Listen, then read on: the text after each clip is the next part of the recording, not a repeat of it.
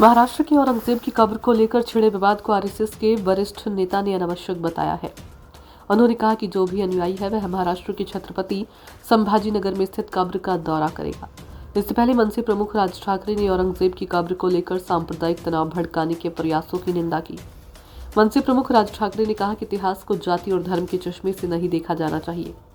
उन्होंने लोगों से ऐतिहासिक जानकारी के लिए व्हाट्सएप फॉरवर्ड पर भरोसा नहीं करने को भी कहा। ठाकरे ने यह भी कहा कि मुगल शासक शिवाजी नामक एक विचार को मारना चाहता था, लेकिन असफल रहा और महाराष्ट्र में उसकी मृत्यु हो गई। मनसे प्रमुख ने कहा कि बीजापुर के सेनापति अफजल खान को प्रतापगढ़ किले के पास दफनाया गया था और छत्रपति शिवाजी महाराज की अनुमति के बिना ऐसा नहीं किया जा सकता था। राज ठाकरे के बयान और औरंगजेब की कब्र को लेकर भैयाजी जोशी ने कहा कि औरंगजेब की कब्र का विषय अनावश्यक रूप से उठाया गया है।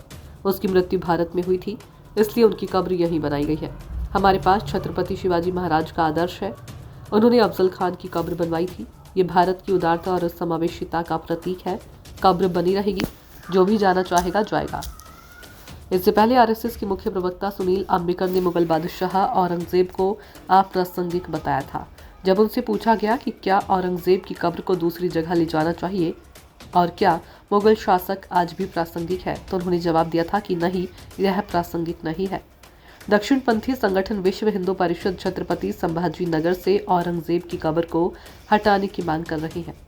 इस मांग को लेकर विरोध प्रदर्शन भी हुए थे। अफवाह थी कि पवित्र शिलालेखों वाली चादर जलाई गई, जिसके बाद इस महीने की शुरुआत में नागपुर में हिंसा भी भड़क उठी थी। हालांकि अब नागपुर की स्थिति नियंत्रण में है।